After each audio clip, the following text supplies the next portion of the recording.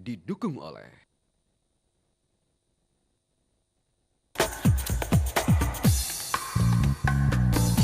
keberhasilannya kini semua berkat hasil penelitiannya selama bertahun-tahun dan kegigihannya dalam menjaga kualitas dari produknya.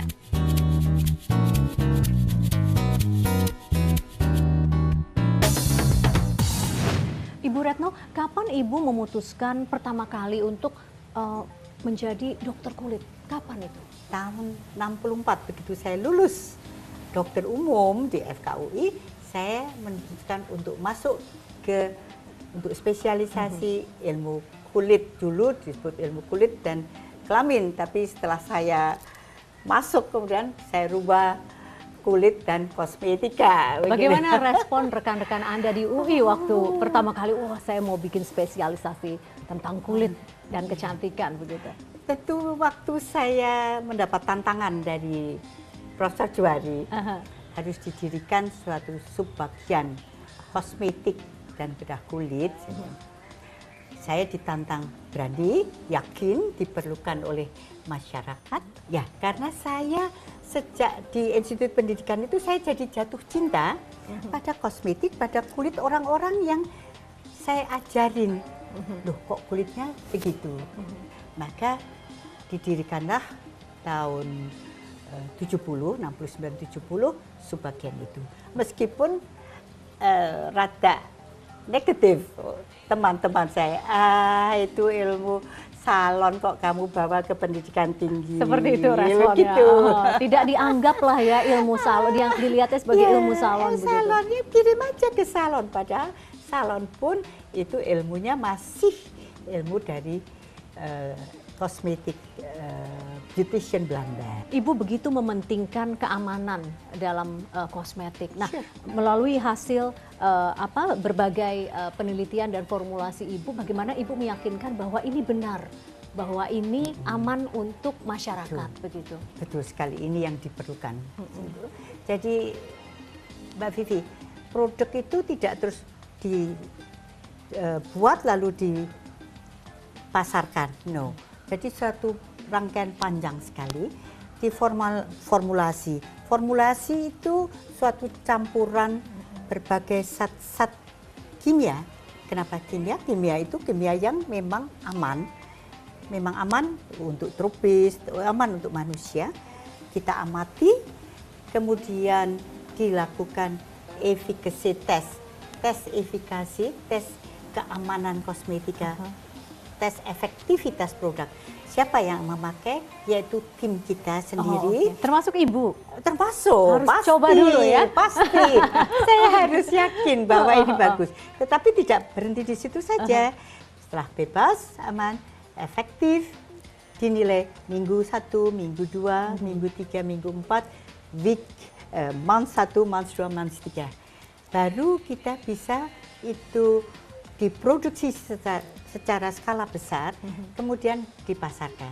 Setelah dipasarkan pun kita mengamati terus dan kita memberikan layanan konsumen, after sales service, yang kita sebut house of restra, bahwa ini kita bertanggung jawab pada produk-produk, karena produk-produk itu diracik, diformulasi berdasarkan suatu ilmu keilmuan. Jadi siap bertanggung jawab ya Ibu ya, karena tidak mungkin kantornya memang ada di Indonesia ya. Dan saya sendiri bertanggung jawab pada all yang saya buat. Mungkin begitu. itu kali yang membedakan ya.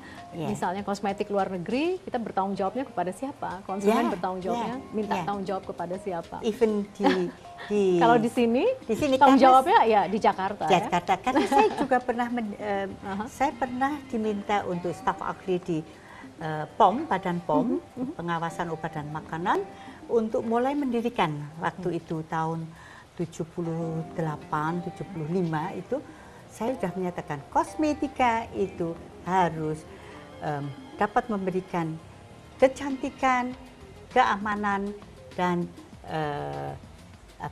sehat. Nah itu, nilai-nilai yang Ibu ingin edukasikan ke kosmetik harus aman, sehat, begitu ya. Nah itu bagaimana Ibu memulai mengedukasi masyarakat? Karena saya yakin pasti tidak mudah kan?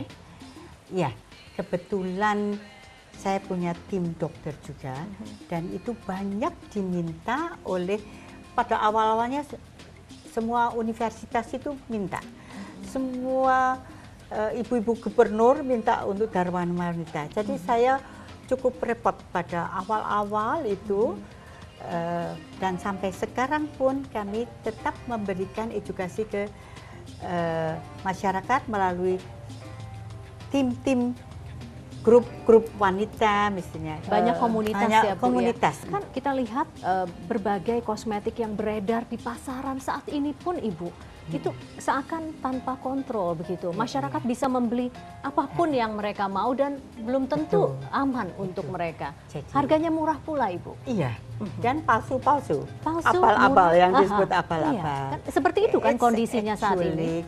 Pemerintah kita yang dalam hal ini Badan POM yang harus keras karena kasihan masyarakat.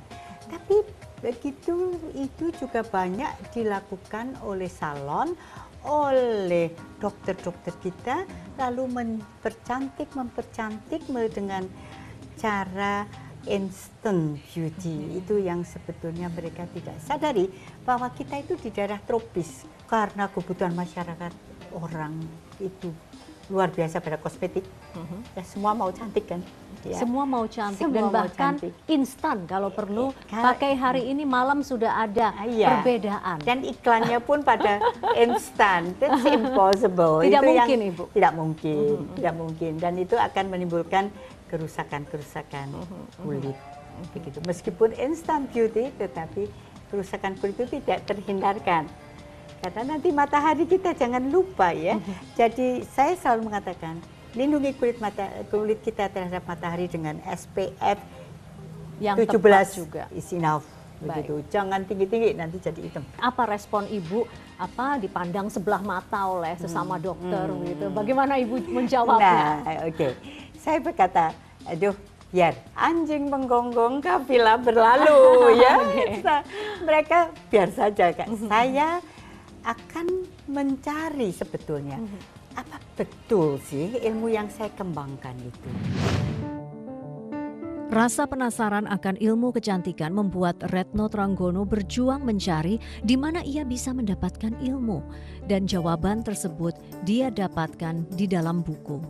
Buku adalah sumber ilmu bagi Retno Tranggono.